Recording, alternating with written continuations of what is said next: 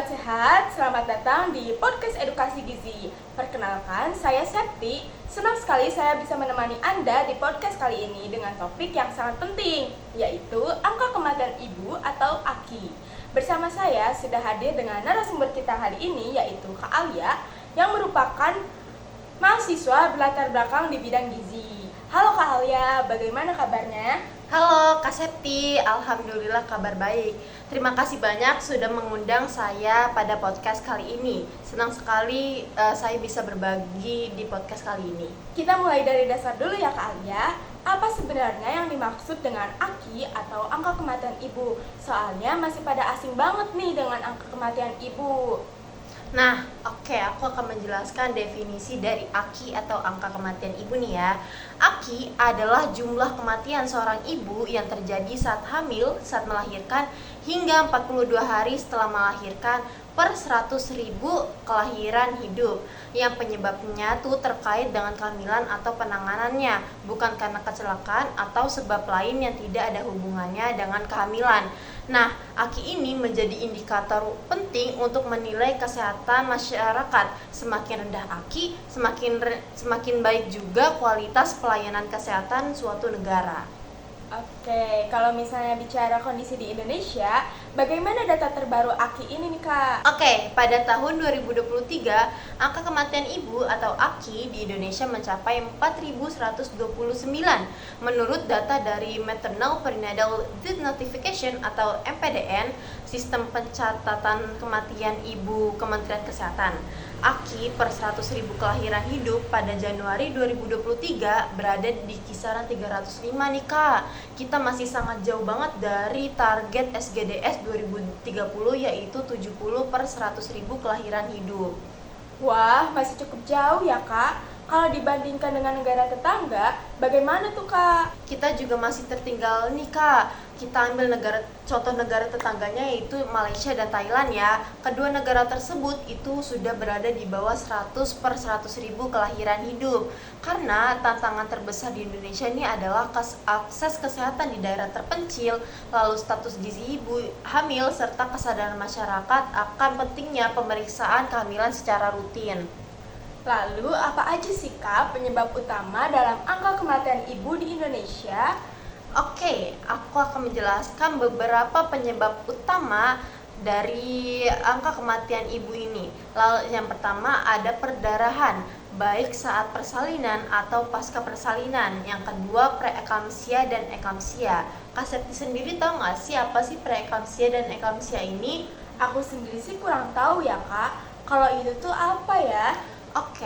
Preeklamsia ini ditandai dengan tekanan darah tinggi, adanya protein dalam urin, serta edema. Nah, ketika preeklamsia tidak mendapatkan penanganan yang tepat, itu akan terjadi eklamsia. Eklamsia ini merupakan preeklamsia yang disertai kejang dan mengancam jiwa.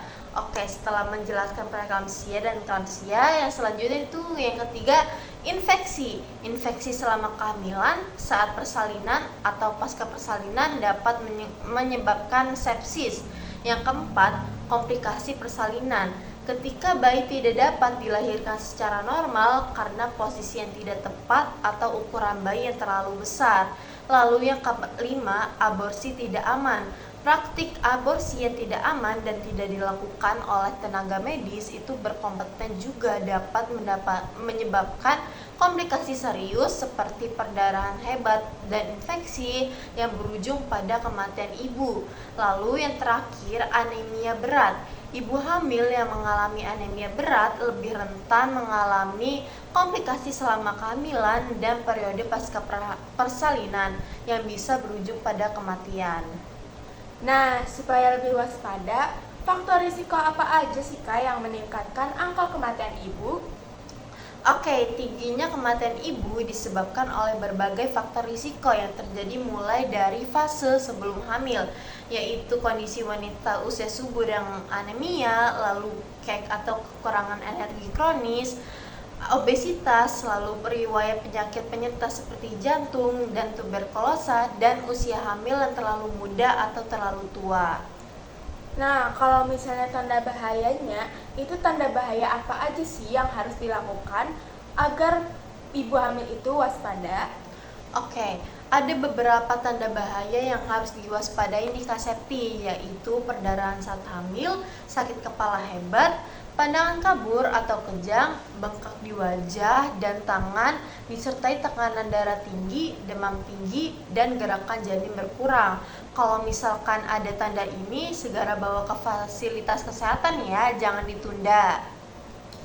Sekarang masuk yang paling penting nih Kak Alia, bagaimana mencegah angka kematian ibu di Indonesia?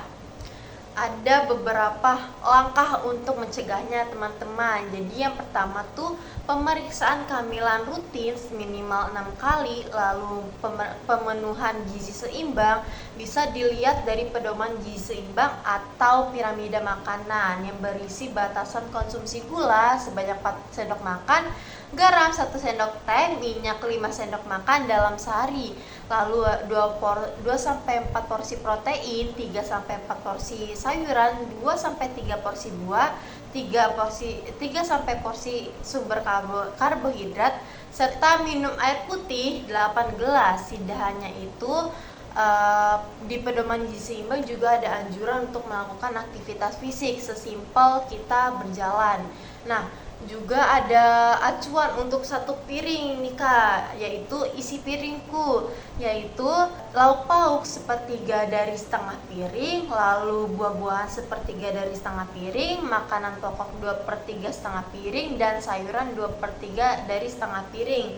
Lebih diperhatikan juga nih Kak, asupan zat besi dan asam folat, karena kan tadi penyebab utamanya anemia ya Kak ya.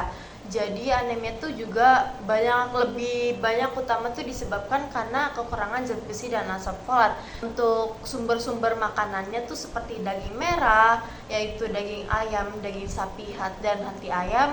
Lalu kacang-kacangan itu tuh kayak ada kacang merah, lalu sayuran hijau contohnya seperti bayam dan brokoli, lalu ikan, dan masih banyak lagi nih Kak.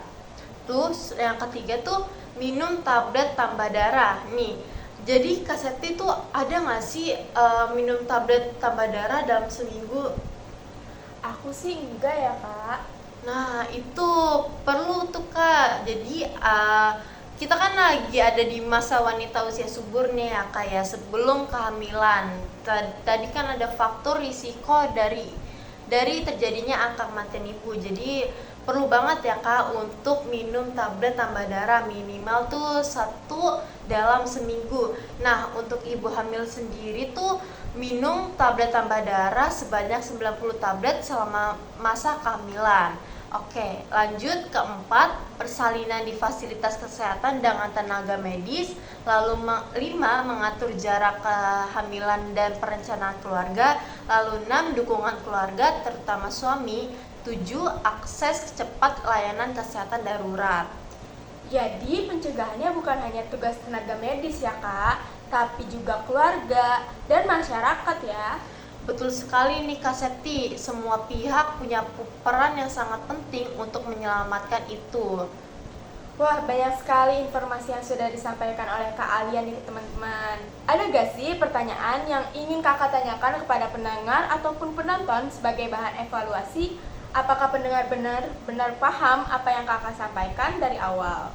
Pertanyaannya ya, ada dong. Kalau yang bisa jawab nih, dapat hadiah nggak nih Kak Septi? Dapat dong, spesial banget buat yang bisa jawab secara cepat dan tepat. Oke, aku kasih 2 pertanyaan ya. Kalau yang benar-benar mendengar podcast ini dari awal pasti bisa jawab pertanyaan ini. Yang pertama, pertanyaannya itu apa penyebab utama kematian ibu di Indonesia?